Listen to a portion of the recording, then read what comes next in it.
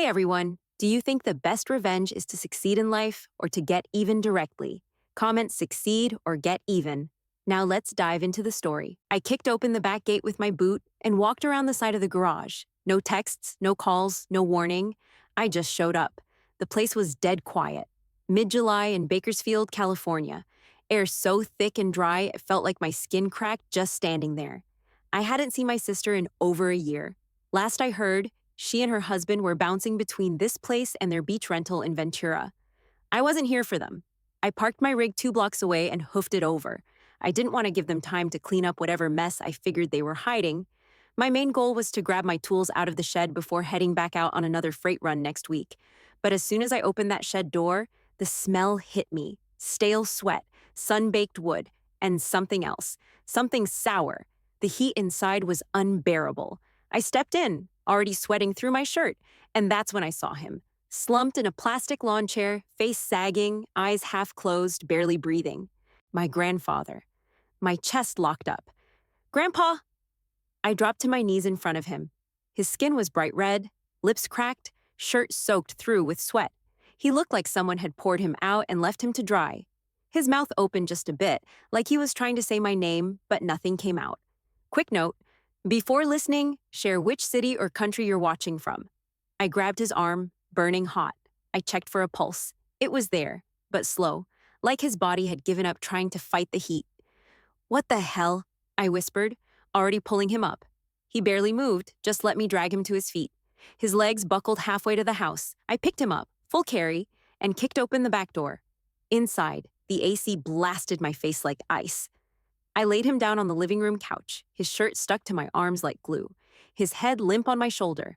I grabbed the remote and turned the ceiling fan on high. His eyes fluttered open just for a second. He looked at me and managed a tiny shake of his head, like he wasn't surprised, like he'd been waiting. I stared down at him, shaking with rage. Who the hell leaves an old man to cook in a shed like that? Who does that to the man who raised me? The man who gave up his retirement to make sure I had a roof over my head? My fists clenched without me realizing. This wasn't just neglect. This was something uglier, and someone was going to answer for it. I grabbed the throw pillow from the recliner and slipped it under Grandpa's head. He flinched a little, too weak to say anything, just blinked slow and shallow. His skin was still burning. I yanked off his soaked flannel and used my sleeve to wipe down his face, neck, and chest. His eyes stayed on me the whole time, tired, dull, but locked in. The AC blasted down from the vent overhead, and for the first time since I got there, I noticed how cold the house really was. Like hotel room cold, every surface spotless, hardwood shining. Smelled like lemon cleaner and fake lavender. That shed felt like a different planet. I ran to the kitchen, found a glass, filled it with ice and water, and brought it back. I sat on the edge of the couch and held it up. "Just a sip," I said. He nodded. Barely. I helped him sit up just enough to get the water to his lips. His hands shook too much to hold it himself. The ice clinked against the glass as he swallowed, slow and shaky. I wanted to lose it, punch a wall, smash something. But he needed calm, not chaos. He looked at me, then at the glass, then back again. Like he wanted to say thank you but couldn't waste the breath. "I got you," I told him. "You're safe now?" He blinked slow, like that was all the confirmation he needed. I stood up and went to check the thermostat, 64 degrees. For an old man with joint pain and poor circulation, that was damn near abuse. I walked through the kitchen, opened the fridge, plenty of food, all the stuff they liked. Wine bottles, organic greens, tofu crap, sealed leftovers in neat Tupperware rows. Nothing that looked like something Grandpa would touch. I pulled out a jar of pickles, checked the label, not opened. A carton of eggs, none missing. Expiration date from over a week ago. His shelf in the pantry had one half-eaten box of saltines and a can of chili collecting dust. I opened every cabinet and drawer. Every label was color-coded. Every dish perfectly stacked. It wasn't just tidy, it was sterile. Like a model home you're not supposed to touch. I made my way to the hallway, calendar on the wall, filled with entries in my sister's perfect handwriting. Beach house, their son. Farmer's market. Massage at 10.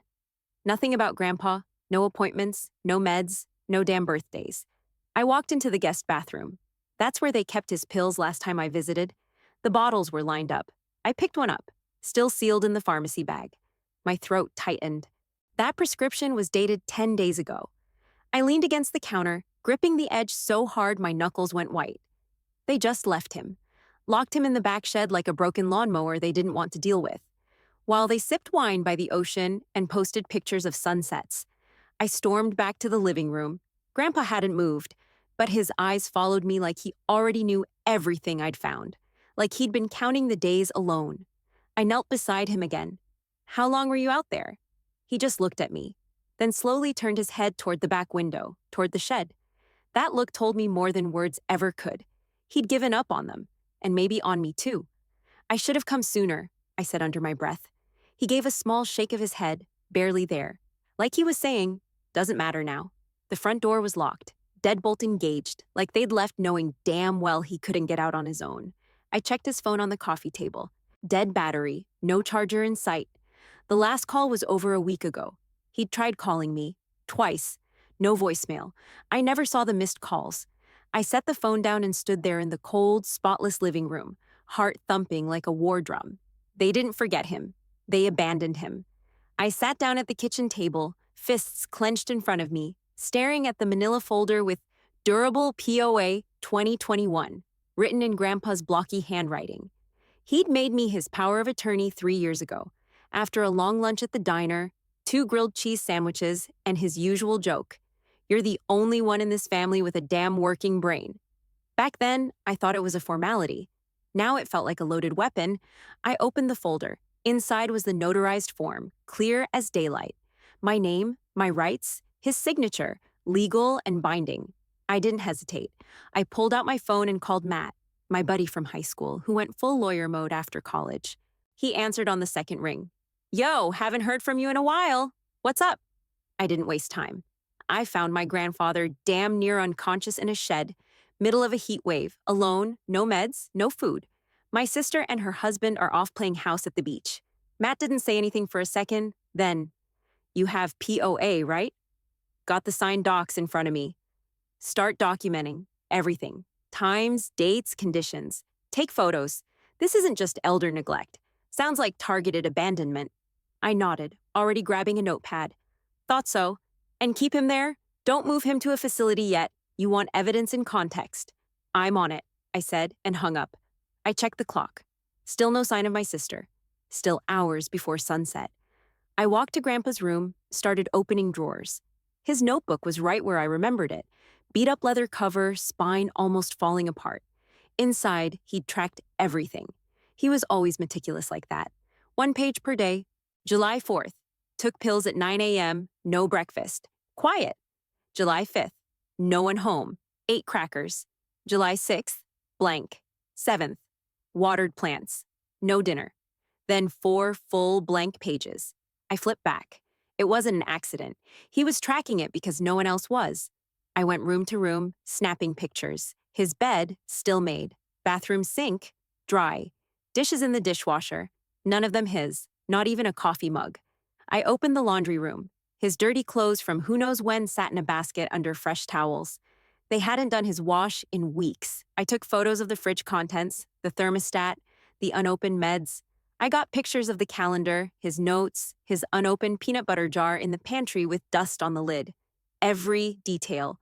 I walked back to the living room and saw Grandpa trying to adjust himself on the couch. He was half sitting up, slow and stiff, like every inch of him hurt. "You all right?" I asked. He gave a little nod. "Better now," he rasped. I handed him more water. "I'm gonna fix this." He didn't say anything, just rested his head back and closed his eyes. That same look again, like he knew this was coming. I moved to the garage next, found a cooler full of old beer bottles. Nothing for Grandpa. There was a second fridge in there, packed with steak, shrimp, wine, and fruit. Labels written in my sister's handwriting. "Beach house, do not touch." I took more photos, shut the door with more force than I meant to. Back inside, I flipped through more pages of Grandpa's notebook and found something scrawled in the margin from weeks ago. "Not forgotten yet." That one got me. I sat down again, folder open, phone buzzing with missed junk calls, and my blood boiling beneath the surface. I wasn't going to scream. I wasn't going to kick down doors or break their picture frames or yell into the void. I was going to prove it. And when they walked back into this house, grinning like they owned it, they were going to find out real fast. They didn't. The garage door groaned open around 9 p.m. Tires crunched the gravel. I stood dead center in the kitchen, lights on, folder on the table, waiting. They came through the door, laughing, flip-flops, sunburns, and takeout in hand, like they were just getting home from vacation, not from dodging responsibility. My sister stopped mid-step when she saw me. Her husband kept walking, straight to the fridge. Huh, thought I left the beer in the garage fridge. He glanced over. Oh, you're here. I didn't move. Yeah, I'm here. He cracked open a bottle and leaned against the counter like I wasn't even worth standing up straight for. Where's Grandpa? She asked, finally finding her voice. Not fear, not guilt, just annoyance. I pointed toward the living room. On the couch, cooling off. I found him slumped in a lawn chair in the shed, in 110-degree heat. She rolled her eyes. He likes it out there, always has. You know how stubborn he is. Don't, I said, voice low. She raised an eyebrow. Don't what? Don't act like this is normal. He was barely conscious. Her husband chimed in, already irritated. He wanders. He always ends up back there. It's where he used to tinker with his projects. He probably just forgot to come back inside. He didn't forget, I snapped. You locked him out. He laughed. You think we locked your grandpa outside on purpose? Jesus, man, you've always been dramatic. I walked to the table and laid the folder flat in front of them. Durable power of attorney, signed and notarized in 2021. I'm taking over. My sister crossed her arms. Taking over what?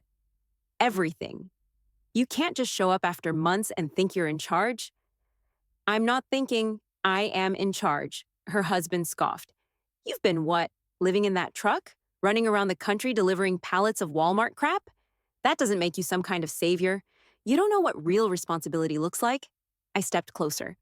You think real responsibility is stuffing your face with shrimp cocktails at the beach while the man who raised you lies baking in a goddamn tool shed? He set the bottle down, harder than he needed to.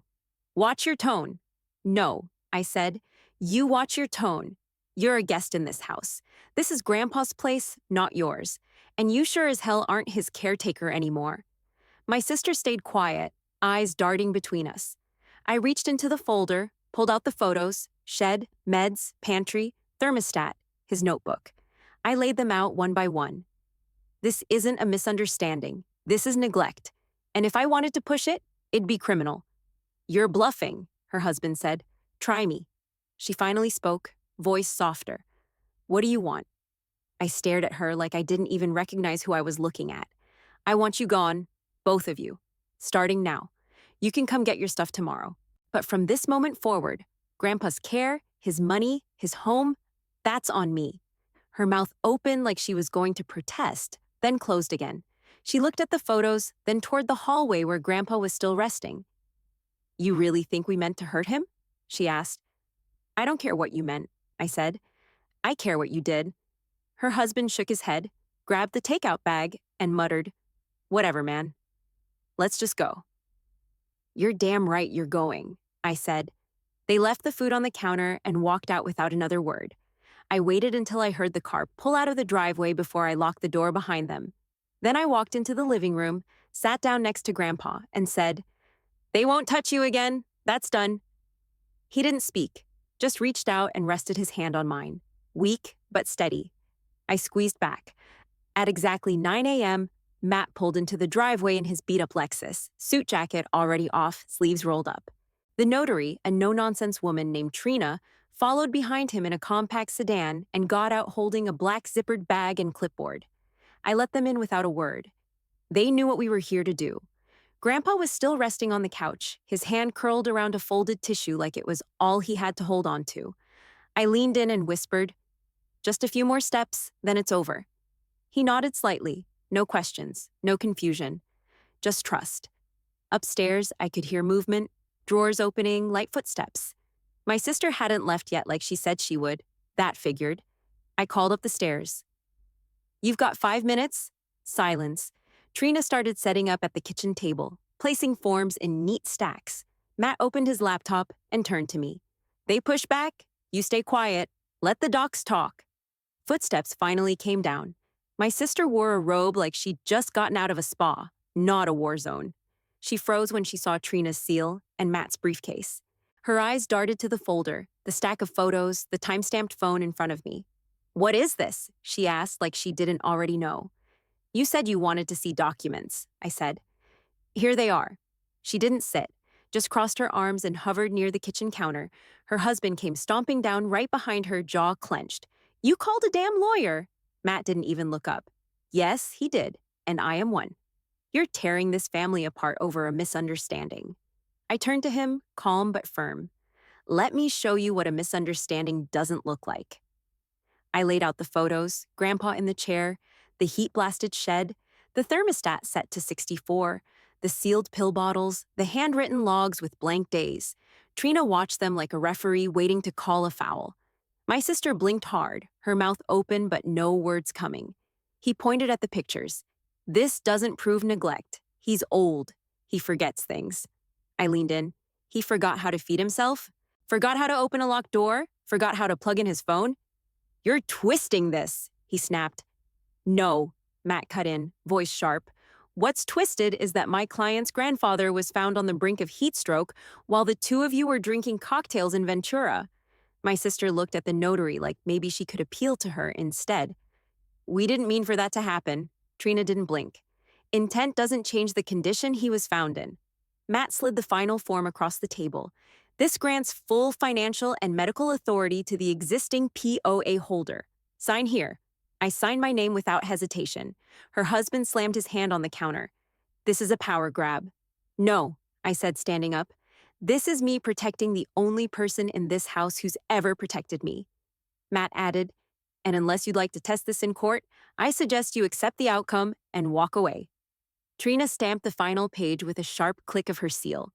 "Effective immediately." My sister looked like she wanted to cry but didn't want anyone to see it.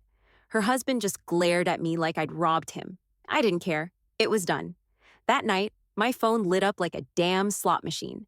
Cousins I hadn't heard from in years, neighbors I barely remembered, even some of Grandpa's old church friends. They were all calling, texting, messaging on Facebook, all of them parroting the same thing. "What happened?" "She said you ambushed them." "Is it true you kicked her out?" I didn't answer a single one. I sat cross-legged on the floor next to the couch, reading aloud from an old issue of Popular Mechanics Grandpa had stashed under the side table. Cover was torn, pages yellowed, smelled like sawdust and oil. The way he liked it. He listened with his eyes closed, chest rising slow and steady under the blanket I'd tucked around him.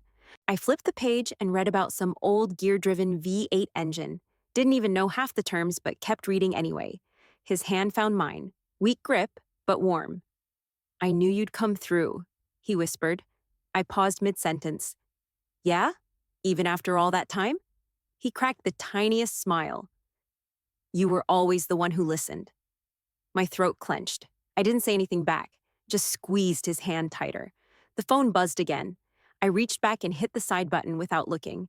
A minute later, another buzz, and another. I finally picked it up and looked. Group texts, voicemails, social media posts. My sister had gone full spin cycle. She was telling everyone I'd stormed in, threatened her, forged documents, accused them of abuse just to look like a hero. She said Grandpa was fine, that he chose to be in the shed, that I was just trying to control everything like I always do. I shook my head and tossed the phone onto the ottoman. She could say whatever the hell she wanted. She always had. But tonight, she wasn't the one sitting here with him. Tonight, I was the one making sure he was fed, warm, and breathing. "I don't care what they say," I muttered. Grandpa's eyes stayed shut, but his hand gave mine a tiny squeeze. I flipped another page, started reading again. The anger that had been burning in my gut since I opened that shed door, it didn't go away. It just changed, settled into something quieter, heavier. It wasn't about yelling anymore, or throwing blame, or even revenge. It was about making sure this never happened again. The doorbell rang sometime after 10. I didn't move. They could stand out there all night for all I cared. I read about torque ratios and fan belts like it was scripture, letting my voice carry low and steady through the room. I'd done the yelling, I'd done the proving. Now I was here, present, accountable. The only voice that mattered was lying next to me, still breathing, still holding on, and I wasn't letting go. A week later, we were standing under flickering fluorescents in a beige county courthouse, waiting to be called. Grandpa sat beside me in a wheelchair, legs trembling just from the walk across the parking lot. He wouldn't let me push him, though. He wanted to walk through those doors himself, even if it drained him. He was wearing his old suit from my high school graduation. Didn't fit right anymore, hung off him like a scarecrow. But he'd shaved, buttoned up, looked proud. I leaned in. "You sure you're up for this?" He didn't even look at me, just said, "Damn right I am." Matt met us outside the courtroom, neat, calm, legal pad in hand. "They brought a lawyer," he said, "but it's sloppy. They're going after the POA, claiming undue influence and mental incompetence." I nodded. "They're reaching." "Oh, way past that. They're desperate." We walked in together. My sister and her husband were already seated on the opposite side, her in a stiff blazer, like she was trying to dress her way back into control. Him? Same smug attitude. Lean back, legs crossed, trying to look bored. Her lawyer was one of those slick talkers. Expensive suit, fake concern. The moment the judge walked in, he started with his opening. "Your Honor, we're requesting a review of the power of attorney agreement signed in 2021. There are concerns about Mr. Carlton's mental state at the time and potential pressure applied by the respondent." I tuned him out. I just watched Grandpa, who was sitting tall, both hands resting on his knees like he was waiting for his turn. The judge, gray hair, glasses low on her nose, flipped through the paperwork with a raised brow. "Mr. Carlton, are you able to speak for yourself today?" He didn't hesitate. "Yes, ma'am." "You understand why you're here?" "Yes, ma'am." "Would you like to make a statement?" He cleared his throat, eyes steady on her, and said loud enough for the whole room to hear, "She's the one I trust. Always has been." Just like that, no emotion, no drama, just truth. My sister looked like she was going to say something, leaned forward like she might object, but the room was too damn quiet. She knew better. Everyone did. Even her lawyer backed off, sat down, smoothed his tie like he knew the case was already gone. The judge nodded slowly and looked back down at the file. "I see no grounds to invalidate the power of attorney. Mr. Carlton's preferences are clear. Custody of care remains with the named agent." The gavel came down. Quick. Final. My sister didn't even look at me. She just stared at the floor, lips tight like she was holding back either rage or tears. Maybe both. Her husband muttered something I didn't catch and stood up too fast, nearly knocked over his chair. Matt leaned toward me. "That's a win." "No," I said, gripping the handles on Grandpa's chair. "That's justice." We rolled out of that courtroom slow, steady, side by side. Nobody said a word. We didn't have to. We got home from court, and I fixed him eggs and toast. Real simple, just like he liked. He barely touched it that first day. But the next morning, he finished the whole plate. By the end of the week, he was asking for bacon. I kept the thermostat at 72, made sure his meds were lined up in that Monday through Sunday box, and picked up his refills myself. The TV stayed off. He hated the noise. I'd put on jazz radio instead, low and calm, just like the old days when he'd fix things in the garage. Evenings were porch time. That part came back like muscle memory. I'd bring him a blanket and a cold drink, and we'd just sit. No phone, no background chatter, just him and me and the sound of the neighbor's sprinkler kicking on. He looked better, still thin, but his color came back. His voice stopped shaking when he talked. One night he looked out toward the yard and said, "Your dad used to chase fireflies out there. Just about gave me a heart attack one night when he leapt off the porch." I turned toward him. "You never told me that." "Lot of things I didn't tell," he said, eyes still on the yard. "Things I thought didn't matter till I got too old to say them right." "Like what?" He chuckled. "Like how scared I was after your dad died, taking you in. I didn't know if I could do it. You did all right." He turned to me. "Nah, you did." We sat quiet for a while after that. Porch light buzzed. A mosquito landed on his arm, and he swatted it slow, almost lazy. Then, out of nowhere, he said, "It wasn't the shed." I blinked. "What?" "That's not what hurt the most. Wasn't the heat or the bugs or the waiting. It was knowing they didn't care. They knew I was out there, and they went to the beach anyway. I didn't say anything. I didn't have to. He kept going. I would have forgiven the rest, But that part? That stays with you. I looked at him. This man who'd raised me with his hands, who'd taught me how to work, how to stand up straight, how to fight without ever throwing a punch. I promise you, I said, you'll never be invisible again. He nodded slow. That's all I ever wanted. Then he smiled, wide and real, and leaned back in his chair like the weight had finally lifted. 2 days after that porch conversation, a red Ford pulled up out front, and 3 older men climbed out like they owned the place. Stiff knees, denim vests, work boots. I recognized one, Marty, from Grandpa's old union crew. I hadn't seen him since I was a kid.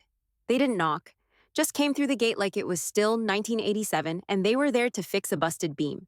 Grandpa was in his chair with a mug of black coffee and a crossword. When he saw them, his face lit up. "Thought you were all dead," he said, smirking. Marty slapped the doorframe. "You first, old man." They all laughed, but it didn't last long. The mood dropped fast. "Words out," another one said. "Heard you were left out back like a damn shovel. That true?" Grandpa looked at me. I didn't answer. Marty spoke again. "Listen, I've got a small column in the Bakersfield Sentinel. Been writing community stuff for years. But this ain't small. This is what people need to hear." I looked at Grandpa. "It's your call." He sipped his coffee, slow and steady. "Print it? You sure? Let him know what happens when people stop showing up." Marty didn't need more than that. He sat down with a recorder and a notepad and started asking questions. Dates, details, the whole timeline. I gave him the photos. Grandpa gave him the names. And by the time they left, the headline was already forming in my head. 2 days later, it went live. "Retired builder nearly left to die by family." Below that, a photo of Grandpa, not slumped in a chair, not weak or helpless, but sitting on the porch with a hammer across his lap, that same calm look in his eyes like nothing could break him. The fallout came fast. My sister lost her spot on some fancy volunteer board for the Downtown Arts Committee. Word got around, and nobody wanted her name on their flyers anymore. Her husband took heat at work. Apparently, corporate didn't like being linked to elder abuse, even if no charges were filed. Clients started asking questions.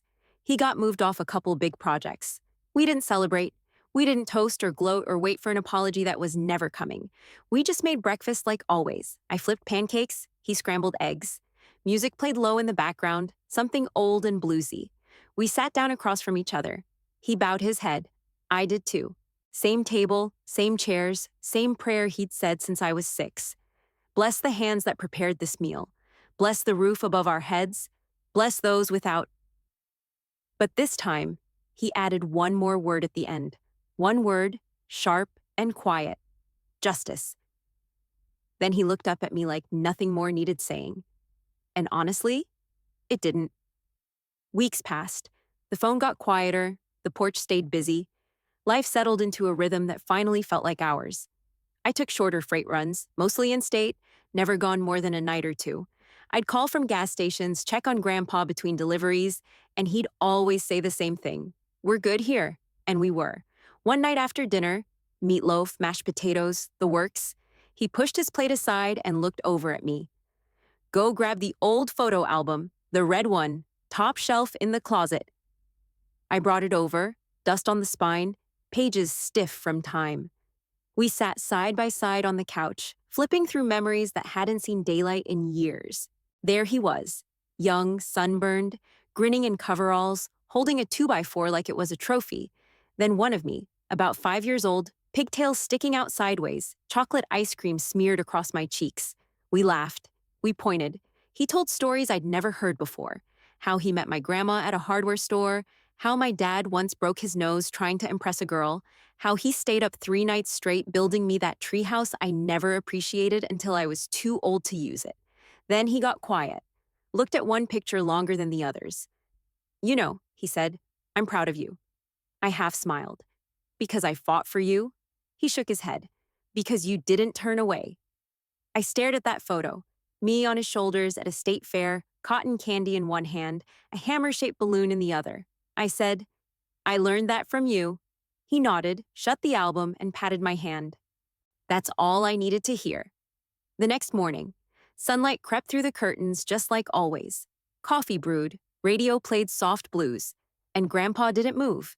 He was still in his chair, blanket pulled up, hands folded like he was just resting his eyes. But I knew. I sat down beside him, reached over, and held his hand one last time. It was still warm. I leaned in close and whispered, "You're not forgotten." And I meant every damn word.